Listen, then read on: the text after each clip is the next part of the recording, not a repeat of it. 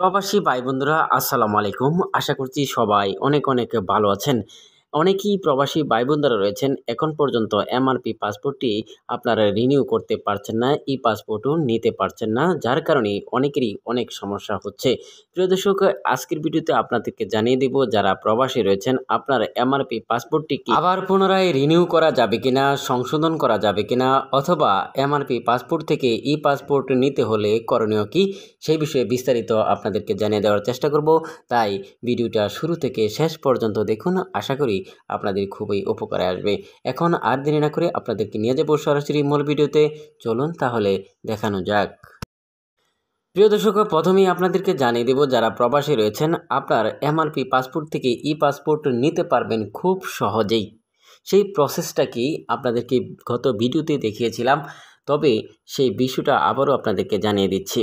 প্রিয় দর্শক, আপনার এমআরপি পাসপোর্ট থেকে ই পাসপোর্ট নিতে পারবেন এমআরপি পাসপোর্ট অনুযায়ী। সেই কাজটি কি সেটা এখন আপনাদেরকে জানিয়ে দিচ্ছি।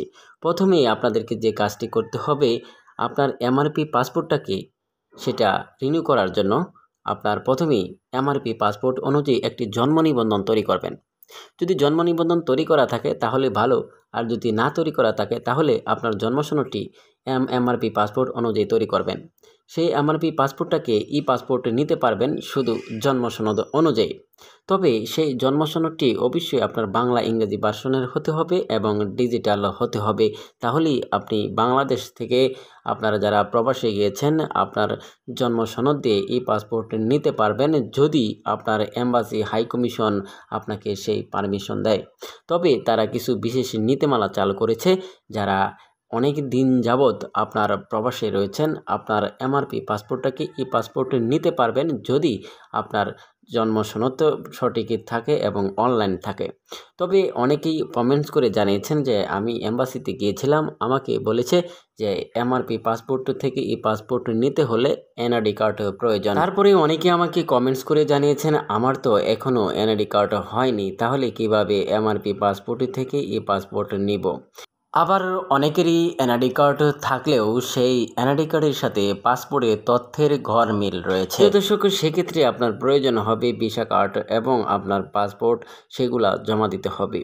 জমা দিলে আপনার এমআরপি পাসপোর্টটাকে এই পাসপোর্ট নিতে পারবেন। জন্ম সনদ অবশ্যই ডিজিটাল করা লাগবে, বাংলা ইংরেজি ভার্সনের।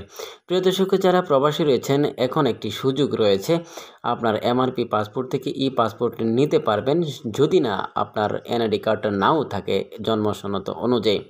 তবে আপনারা যারা এখন পর্যন্ত এমআরপি পাসপোর্টটাকে ই পাসপোর্ট নিতে পারেননি, অনেকেরই দেখা গেছে এমআরপি পাসপোর্টটাকে রিনিউ করা হয়েছে, সেই রিনিউ অনুযায়ী অনেকেরই এমআরপি পাসপোর্টের মেয়াদ 2030 সাল পর্যন্ত বৃদ্ধি করা হয়েছে এবং অনেকেরই 2028 সাল পর্যন্ত বৃদ্ধি করা হয়েছে।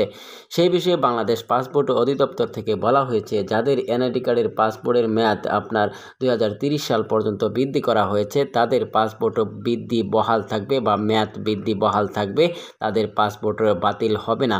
অর্থাৎ যে সকল এমআরপি পাসপোর্টের মেয়াদ 2030 সাল পর্যন্ত রয়েছে অর্থাৎ 28 সাল পর্যন্ত রিনিউ করা হয়েছে তাদের এমআরপি পাসপোর্ট চলমান থাকবে। সেই পাসপোর্টগুলো দিয়ে আপনারা বিদেশে কর্মক্ষেত্রে কোনো সমস্যা হবে না। প্রিয় দর্শক, আমি আবারও বলছি যাদের এনআইডি কার্ড নিয়ে পাসপোর্ট তৈরি করেছেন তাদের কোনো সমস্যা হবে না। সেই এনআইডি কার্ড অনুযায়ী আপনার পাসপোর্টটাকে রিনিউ করতে পারবেন, কোনো সমস্যা হবে না যদি না আপনার পাসপোর্ট এনআইডি কার্ডের মধ্যে কোনো তথ্যের ঘরমিল থাকে।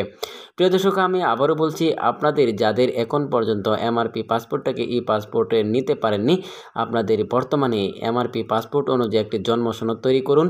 সেই জন্ম সনদটি নিয়ে সরাসরি আপনারা যে দেশে অবস্থান করছেন সে দেশের এম্বাসি হাইকমিশন দূতাবাসে গিয়ে আপনার জন্ম সনদ, পাসপোর্ট এবং ভিসা কপি অর্থাৎ অন্যান্য যে কাগজপত্রগুলো রয়েছে সেই কাগজপত্রগুলো নিয়ে সেখানে গিয়ে জমা দিয়ে আসেন, তাহলেই আপনার এমআরপি পাসপোর্টটাকে ই পাসপোর্টে কনভার্ট করা সহজ হবে। তবে আপনাদের একটু সমস্যা হতে পারে, যাদের জন্ম সনদ ডিজিটাল করা নেই তাদের সেক্ষেত্রে সমস্যা হতে পারে। তবে আপনার জন্ম সনদটি যে কার্যালয় থেকে করা হয়েছিল সেই কার্যালয়ে আপনার গেলে আপনার পাসপোর্ট অনুযায়ী জন্ম নিবন্ধন তৈরি করতে পারবেন।